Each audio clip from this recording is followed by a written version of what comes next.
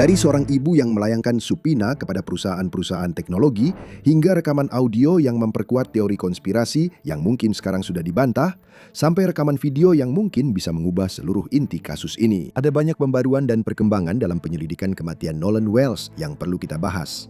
Selamat datang di Sidebar, dipersembahkan oleh Law and Crime. Saya Jesse Weber. Oke, ada perkembangan baru dalam kasus Nolan Wells yang perlu kita bicarakan, karena keluarganya sangat membutuhkan jawaban. Publik sangat memperhatikan kasus ini. Semua ini tentang kebenaran dari apa yang terjadi pada pemuda berusia 18 tahun ini. Ada perkembangan tentang subpoena, rekaman audio, video, dan dokumentasi resmi, kemungkinan minum-minuman. Dan kita akan membahas semuanya bersama mantan detektif. Saya ingin seorang penyelidik untuk membantu memahami ini. Apa yang terjadi di balik layar, bagaimana kita harus menempatkannya dalam konteks keseluruhan. Ini adalah percakapan yang penting. Sekarang, bahkan sebelum kita mulai, saya ingin memberitahu semua orang, kalian tahu kita sudah mengikuti kasus ini kan? Jadi jika kalian ingin detail lebih lanjut, jika kalian ingin lebih banyak dokumentasi, jika kalian ingin semua yang kita miliki sejauh ini, kalian bisa pergi ke aplikasi Law and Crime Plus kami, karena kami punya bagian file kasus dan kami punya semua tentang cerita Nolan Wells. Jadi cek saja di sana jika kalian ingin melihat dokumennya sendiri, lihat informasinya sendiri. Itu cara yang bagus untuk menjadi lebih paham tentang kasus ini. Oke, ini intinya. Apa yang terjadi pada Nolan? Apakah itu kecelakaan tragis atau ada unsur tindak pidana? Kita bahas konteksnya dulu sebelum masuk ke perkembangan selanjutnya. Jadi, Nolan Wells yang berusia 18 tahun dari Ocean Springs, Mississippi. Dia adalah seorang mahasiswa, pemain sepak bola. Pada tanggal 4 Juli, dia pergi bersama sekelompok teman ke Pulau Horn, sebuah pulau penghalang di lepas pantai Mississippi, untuk merayakan. Pada suatu saat dia menghilang. Dia dilaporkan hilang malam itu. Dan dilakukan pencarian besar-besaran. 2 hari kemudian, 6 Juli, saat itulah jasadnya ditemukan di pulau, terdampar di pantai. Pertanyaannya tentu saja, apa yang terjadi padanya? Itu masih menjadi pertanyaan. Tidak ada yang secara terbuka mampu menjawabnya. Hasil autopsi independen dari keluarga mencatat penyebab dan cara kematian Nolan sebagai tidak dapat ditentukan. Ahli patologi menemukan bahwa bagian-bagian tubuhnya, maksudnya sebagian leher, tampaknya telah diambil oleh dokter pemeriksa medis negara bagian saat pemeriksaan pertama. Jadi autopsi pemeriksa kedua ini tidak bisa menentukan apa yang sebenarnya terjadi pada Nolan. Tidak bisa menyingkirkan kemungkinan adanya tindak kejahatan. Tidak bisa mengatakan apakah ada cedera di lehernya, apakah ada trauma di lehernya. Dan itu meninggalkan banyak pertanyaan, menimbulkan pertanyaan apakah dokter pemeriksa medis negara bagian sedang melakukan pengujian lebih lanjut terhadap bagian-bagian tersebut. Dan apakah itu akan benar-benar menyimpulkan apa yang terjadi pada Nolan. Apakah ada trauma, apakah dia tenggelam, apakah itu kecelakaan atau bukan. Mungkin sulit mengingat kondisinya. Selain itu tubuhnya juga sudah mengalami pembusukan dan ada perubahan warna merah yang tampaknya ditemukan di bagian belakang kepala. Saya berbicara dengan para ahli medis tentang hal itu. Beberapa mengatakan itu bisa disebabkan oleh pembusukan. Beberapa mengatakan mungkin itu bisa jadi cedera tumpul sebelum kematian, karena tubuh tidak akan berubah warna seperti itu setelah kematian. Dan ingat apa yang terjadi di sini. Keluarga ingin jawaban. Keluarga menyewa pengacara Ben Crumb dan timnya untuk menangani ini, untuk melakukan investigasi independen. Dan tampaknya ada ketidakpercayaan terhadap penegak hukum di sini. Dan mereka mencari jawaban yang mungkin mereka rasa tidak akan mereka dapatkan dari jalur resmi. Jadi izinkan saya membahas semua perkembangan baru ini. Dan sebelum itu, saya ingin menghadirkan Matt Irvine, mantan detektif dan instruktur penegak hukum, yang akan membantu kita menguraikan semuanya. Matt, senang bertemu denganmu. Terima kasih sudah meluangkan waktu. Terima kasih, Jesse. Oke, pertama-tama saya harus membicarakan tentang surat panggilan ini. Baru keluar tadi malam. Saya benar-benar ingin membahas ini. Jadi, ibunya Nolan, yang sudah sering kita bicarakan di program ini, Christine Wansley, tampaknya telah mengajukan surat panggilan untuk dokumen dari TikTok, Snap, jadi Snapchat, WhatsApp, Meta, Live 360. Mereka adalah bagian dari kasus hukum ini terkait warisan putranya, warisan Nolan Wells. Dan ini adalah surat panggilan pengadilan yang sangat spesifik, perintah pengadilan yang mewajibkan seorang saksi untuk menyerahkan dokumen atau catatan atau bukti. Dan tampaknya surat-surat ini diajukan oleh pengacara Gary Bufkin yang tampaknya bekerja sama dengan Ben Crumb yang kita tahu telah ditunjuk keluarga sebagai penasihat hukum dalam masalah ini. Dan ini diajukan di pengadilan Chancery di Kabupaten Jackson. Jadi misalnya, ini adalah surat panggilan WhatsApp untuk memberi Anda gambaran. Di sini tertulis, kutip, Anda dengan ini diperintahkan dalam waktu 21 hari sejak menerima surat panggilan ini, tetapi tidak lebih cepat dari 15 hari sejak menerima surat panggilan ini untuk menyerahkan dan mengizinkan pemeriksaan serta penyalinan semua dokumen, informasi yang disimpan secara elektronik, catatan, dan benda berwujud yang disebutkan di bawah ini. Dan untuk mengirimkan melalui pos, mentransmisikan atau menyediakan untuk pemeriksaan materi tersebut kepada penasihat hukum pemohon, yaitu Nona Wansley. Sekarang, jika Anda gulir sedikit ke bawah, di situ tertulis, materi harus diserahkan dalam waktu 21 hari. Semua materi dan informasi dalam segala bentuk, tanpa memandang bentuknya, yang ada dalam kepemilikan, penguasaan, atau kendali Anda, atau yang dapat diakses oleh Anda. Mengenai Nolan Xavier Wells, nomor ponselnya, dan kemudian tercantum alamat emailnya. termasuk tanpa batasan. Semua informasi pelanggan yang terkait dengan akun tersebut, semua nama pengguna saat ini dan sebelumnya, alamat email, nomor telepon, dan nama tampilan yang terkait dengan akun tersebut, tanggal pembuatan akun, dan alamat IP yang digunakan untuk membuat akun tersebut, semua alamat IP yang terkait dengan aktivitas pada akun tersebut, termasuk login, pengaturan ulang kata sandi, pendaftaran autentikasi 2 faktor, semua alamat IP yang terkait dengan aktivitas pertemanan pada akun, semua komunikasi yang diatur sebagai publik pada akun, dan semua data serta metadata terkait, semua informasi non-konten terkait akun, semua informasi yang mengidentifikasi atau dapat digunakan untuk mengidentifikasi pihak manapun yang melakukan percakapan dengan akun, dan semua komunikasi termasuk pesan dan pesan grup kepada, dari, atau yang melibatkan akun, semua foto, rekaman video, rekaman audio, konten, lampiran, file teks, transkrip, data GPS, data lokasi, metadata, tanda terima pengirim, stempel waktu, log, pengenal perangkat, riwayat daftar teman, dan semua informasi yang disimpan secara elektronik dalam bentuk apapun yang terkait dengan akun tersebut. Sekarang, mengapa ini relevan? Biar saya kasih gambaran. Menurut TMZ, Christine telah menggunakan Live 360 untuk melacak ponsel putranya yang ternyata sedang bersama teman-temannya, lalu membandingkan data lokasi dari aplikasi itu dengan Snapchat, dan ada laporan bahwa datanya tidak cocok. Kita juga tahu pada satu titik dilaporkan bahwa Christine sempat bertanya-tanya apakah ada materi dari ponsel Nolan yang telah dihapus. Bahwa kabarnya tidak ada foto atau video dari akun Snapchat-nya atau di akun Snapchat-nya. Sekarang kita juga tahu bahwa orang yang diduga teman Nolan, Warren Hudson, mengatakan kepada Brandon Tatum di acara Officer Tatum, acara YouTube ini, kutip, "Tidak ada alasan bagi kami untuk membuka ponsel Nolan. Tidak ada yang menyentuh ponsel Nolan. Jika tidak ada dari kami yang menyentuh ponsel Nolan, maka kamu tahu, tidak ada alasan apapun untuk menghapus sesuatu." Baiklah, saya tahu ini di luar topik, tapi saya harus menyebutkan sponsor yang membantu membuat episode seperti ini menjadi mungkin, dan saya rasa kamu akan sangat menyukainya, karena pernahkah kamu melihat foto lama dirimu sendiri dan berpikir, wow, kulitku dulu terlihat jauh lebih sehat, aku terlihat jauh lebih muda. Dan lihat, seiring bertambahnya usia, kamu melihat bintik hitam, garis halus, kulit kusam. Itulah kenapa saya harus memberitahu kamu tentang ini. Ini adalah GIO, GU Skincare. Produk yang saya pegang sekarang ini adalah krim pelembab anti penuaan. Jadi pertama-tama, kamu buka, aromanya luar biasa. Lalu saya oleskan ke kulit saya. Rasanya sangat halus. Kulitmu terasa jauh lebih baik. Dan ini adalah merek perawatan kulit dari Korea. Produk ini membantu kulitmu terlihat lebih sehat, lebih halus, dan tampak awet muda. Dan toner pad peremajaan mereka yang populer pada dasarnya adalah seluruh rangkaian perawatan kulit Korea yang dikemas dalam satu usapan saja. Kalau kamu lihat ulasannya, banyak orang bilang mereka mendapat banyak pujian tentang kulit mereka setelah memakai ini. Melembabkan, menutrisi, paket Glow Up dari GU, termasuk toning polish pads dan pelembab mereka dengan NAD+. Ini sangat cocok untuk siapa saja yang ingin merasakan rangkaian lengkap dari GU. Dan saya harus bilang, untuk waktu terbatas, JU sedang mengadakan promo gila untuk para pendengar dan penonton kita, karena Glow Up bundle mereka sekarang sudah didiskon hingga 45%. Tapi untuk para pendengar dan penonton kita, sekarang bisa mendapatkan tambahan diskon 20% plus gratis ongkir dengan kode sidebar di giuskin.com. Itu giuskin.com. Gunakan kode sidebar untuk tambahan diskon 20%. Dan setelah kamu membeli, mereka akan menanyakan dari mana kamu mendengar tentang mereka. Tunjukkan dukunganmu pada kami. Kasih kami sedikit dukungan. Katakan pada mereka bahwa kamu datang karena acara kami. Kami sangat menghargainya. Matt, aku tadi menyampaikan banyak hal kepadamu. Kenapa kita melihat Supina ini? Jadi, saya pikir ada beberapa hal yang terjadi di sini. Pertama-tama, bahasa yang digunakan dalam Sapina ini cukup standar untuk setiap Sapina yang meminta penyerahan dokumen dari penyedia layanan elektronik manapun. Ini adalah hal-hal yang biasanya Anda cari saat menyusun sebuah kasus. Saya menduga bahwa Departemen Sheriff Jackson County juga meminta penyerahan informasi yang sama, baik melalui subpoena maupun surat perintah penggeledahan.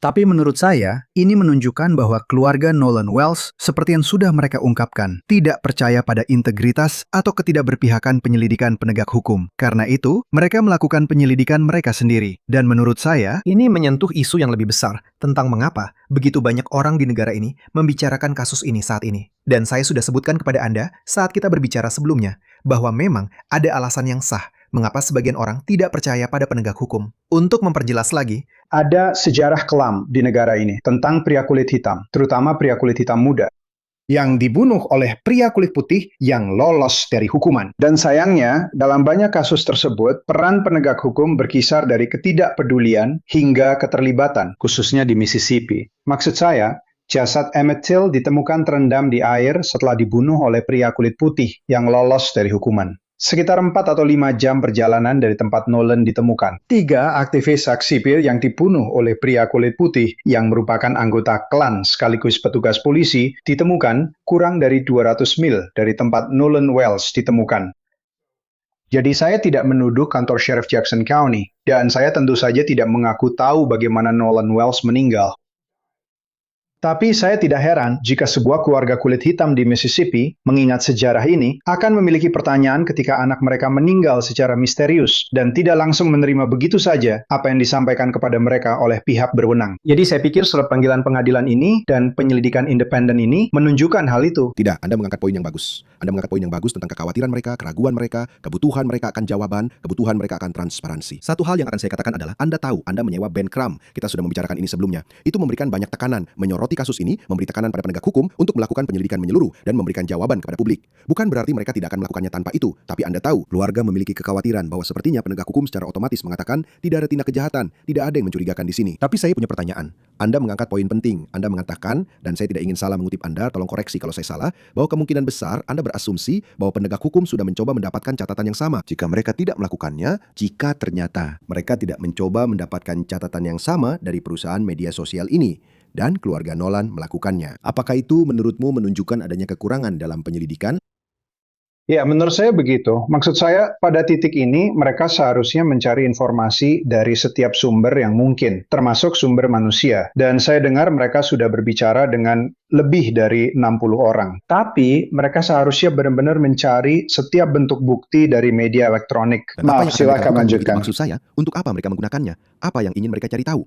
Misalnya Anda seorang penyelidik, Anda mendapatkan semua informasi ini. Apa yang Anda lakukan dengan itu? Nah, ada beberapa hal kan. Maksud saya, mereka seharusnya memeriksa ponsel siapapun di pulau itu yang Anda tahu telah memberi keterangan dalam penyelidikan bahwa mereka pernah berinteraksi atau bahkan melihat Nolan Wells pada tanggal 4 Juli. Dan menyisir semua data elektronik itu, melihat komunikasi, melihat gambar dari perangkat siapapun yang berinteraksi dengan Nolan Wells di Pulau Horn hari itu.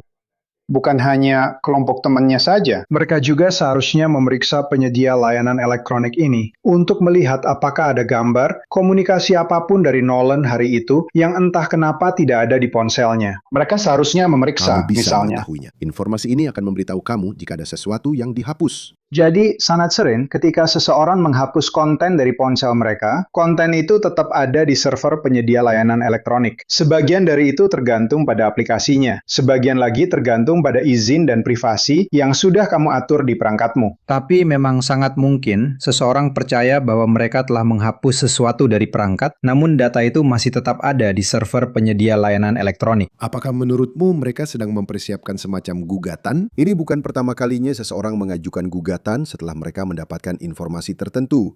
Kemungkinan melalui surat panggilan pengadilan. Apakah itu sesuatu yang Anda pertanyakan? Karena ingat, dia diwakili, keluarganya diwakili oleh penasihat hukum. Itu tentu saja sebuah kemungkinan. Dan Anda tahu, tidaklah aneh ketika seseorang kehilangan orang yang dicintai, mereka ingin mencari semacam pertanggungjawaban. Dan terutama, jika Anda merasa bahwa pihak berwenang tidak menjalankan tugas mereka secara efektif, Gugatan hukum bisa menjadi salah satu cara untuk mencari pertanggungjawaban. Ngomong-ngomong, menurut Anda atau berdasarkan keahlian Anda, seberapa akurat aplikasi-aplikasi ini dalam hal melacak lokasi seseorang? Saya akan bilang bahwa banyak dari aplikasi-aplikasi ini sangat akurat. Maksud saya, mereka bekerja menggunakan satelit. Dan maksud saya baru-baru ini harus membantu putri saya menemukan ponselnya menggunakan sebuah aplikasi. Dan saya benar-benar bisa menemukannya, mungkin hanya dalam jarak belasan kaki dari tempat dia meninggalkannya.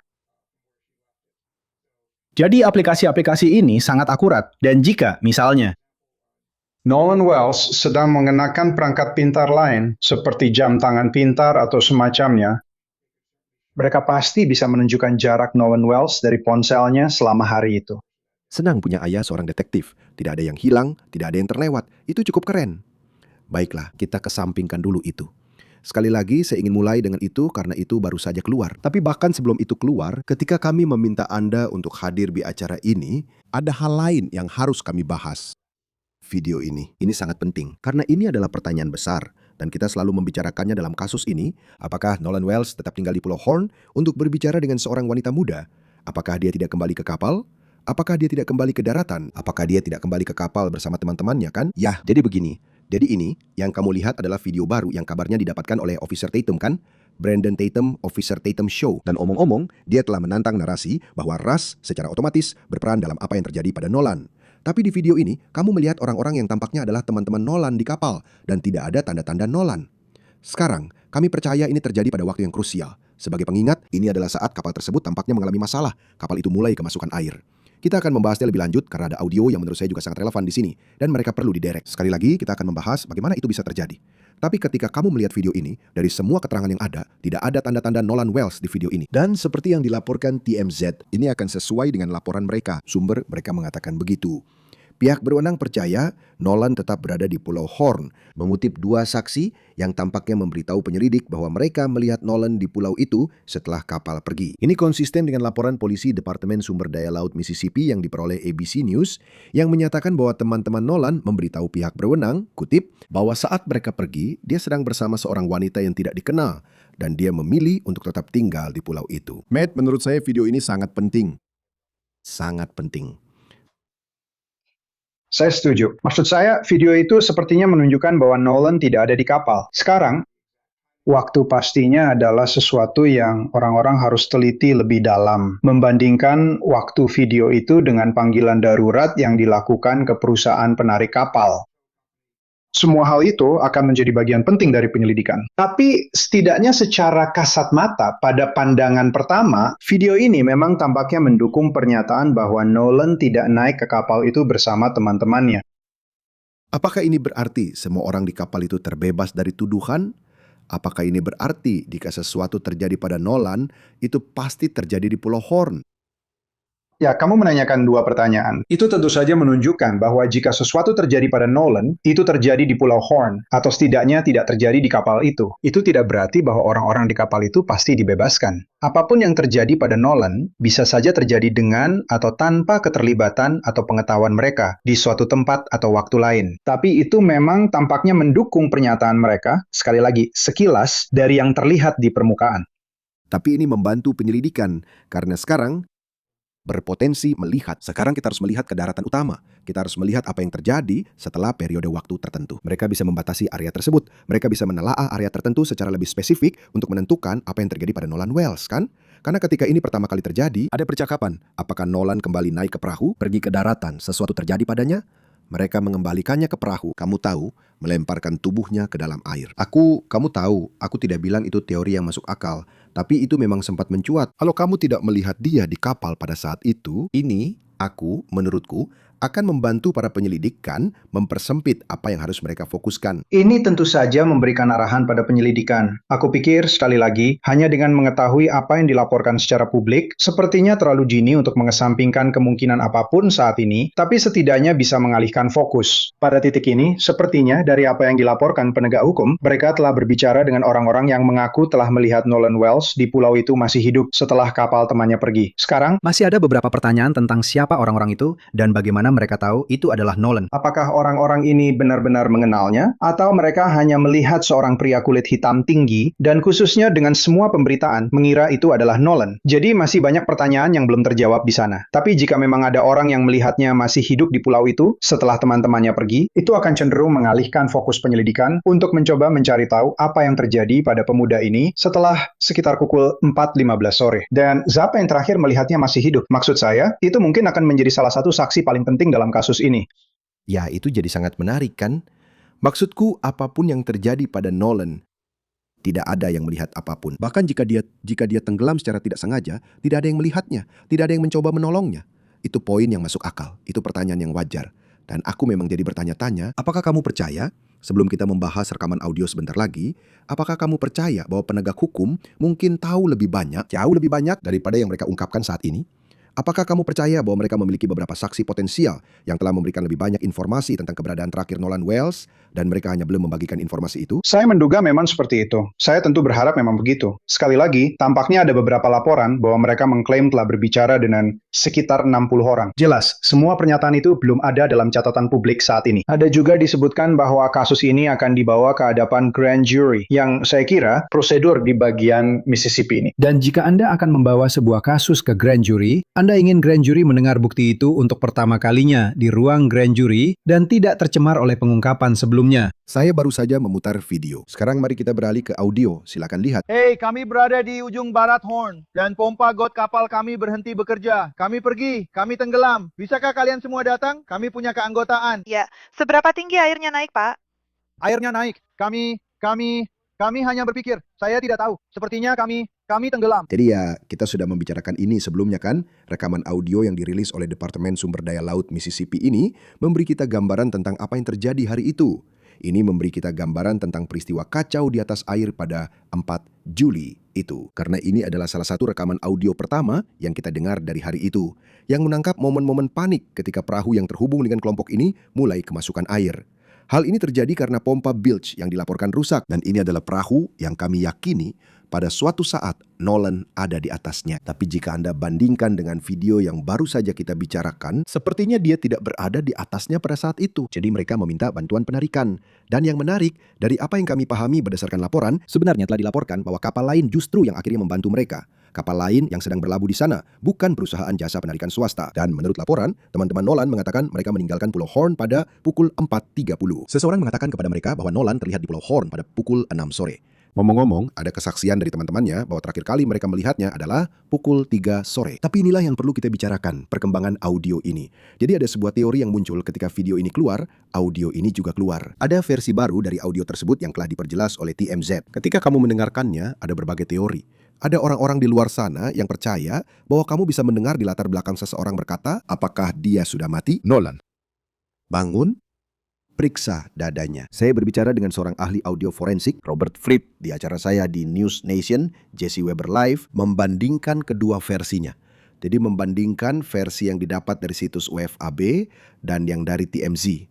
Dan dia mengatakan audio yang telah ditingkatkan dari TMZ lebih panjang daripada yang satunya. Dia membuat transkripsi dari kedua video tersebut dan inilah yang dia temukan. Dalam transkrip tersebut, Dari analisis Anda, apakah ada yang mengatakan apakah dia sudah mati? Periksa dadanya.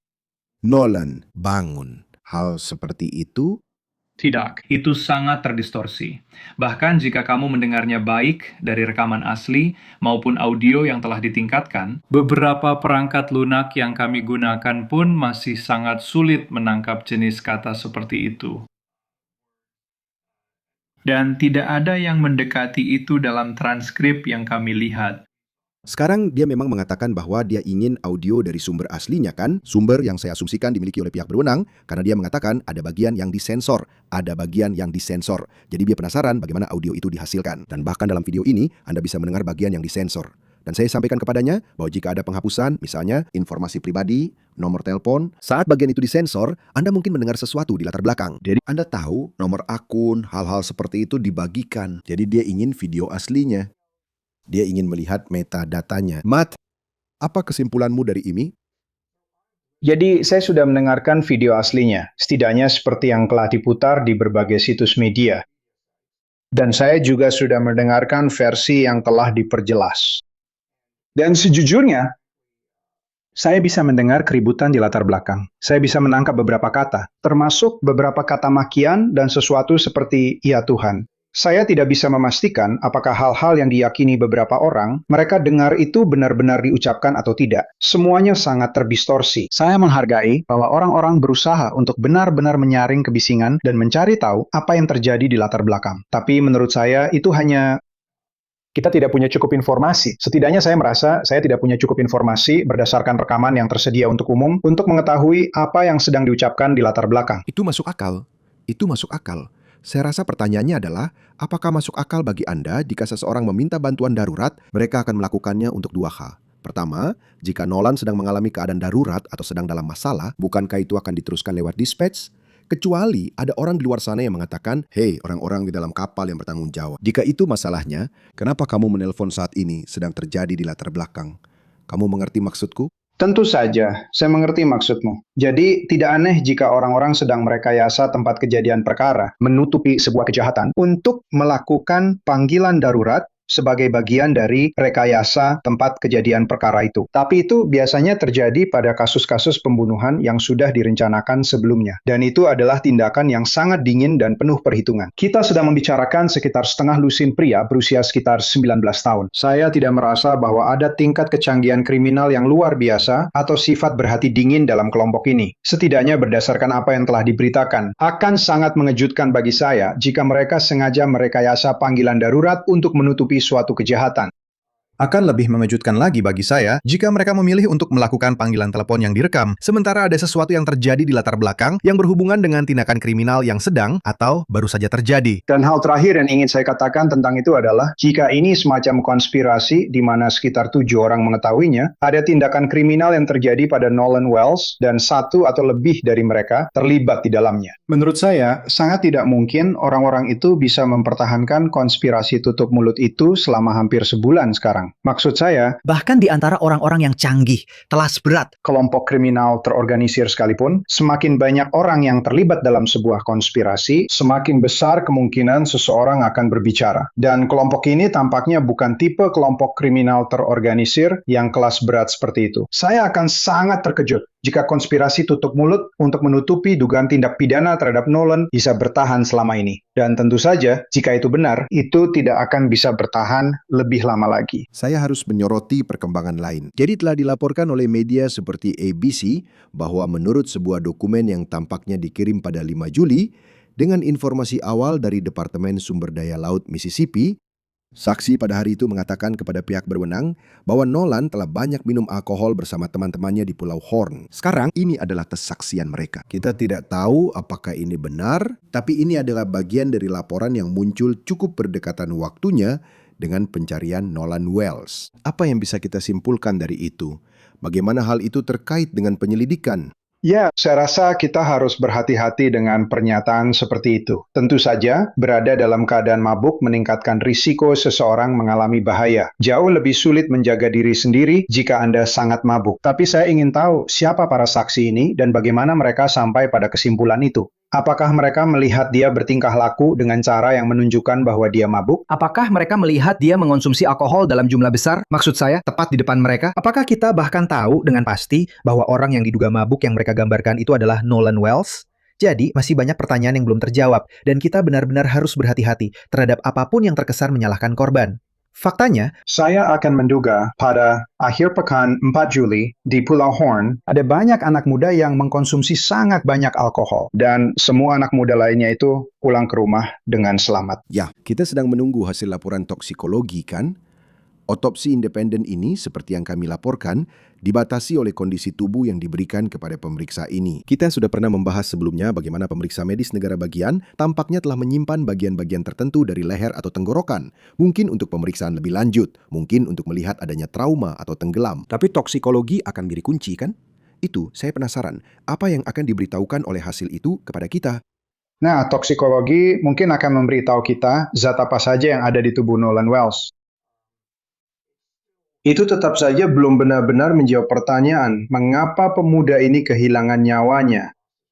Itu adalah informasi, tapi itu bukan jawaban. Salah satu kesulitannya adalah ketika Anda berurusan dengan kasus tenggelam, bisa sangat sulit jika memang itu situasinya. Bisa sangat sulit untuk mengetahui apa sebenarnya kejadiannya. Apakah seseorang didorong ke dalam air? Apakah mereka sedang mabuk? Apakah ada yang mendorongnya ke dalam air? Apakah ada yang menahannya di bawah air? Mungkin ada beberapa bukti fisik yang tertinggal. Proses pembusukan juga memperumitnya. Jadi ini memang kasus yang sulit. Kita lihat saja nanti bagaimana perkembangannya. Saya benar-benar ingin keluarga mendapatkan jawaban. Saya sungguh ingin mereka mendapatkan sedikit ketenangan, entah bagaimanapun caranya. Dan melihat bagaimana kasus ini berkembang. Saya akan terus mengikuti kasus ini. Matt Irvine, terima kasih banyak sudah meluangkan waktu. Saya sangat menghargainya. Terima kasih, Jesse. Dan itu saja yang bisa kami sampaikan untuk Anda saat ini di Sidebar semuanya. Terima kasih banyak sudah bergabung bersama kami. Dan seperti biasa, silakan berlangganan di YouTube, Apple Podcast, Spotify, dimanapun Anda biasa mendengarkan podcast. Anda juga bisa menonton kami di Peacock milik NBC. Jika Anda ingin mengikuti saya, Instagram, acara News Nation saya, JC Weber Live, Senin sampai Jumat, pukul 11.00 malam, waktu timur. Sampai jumpa di lain waktu semuanya.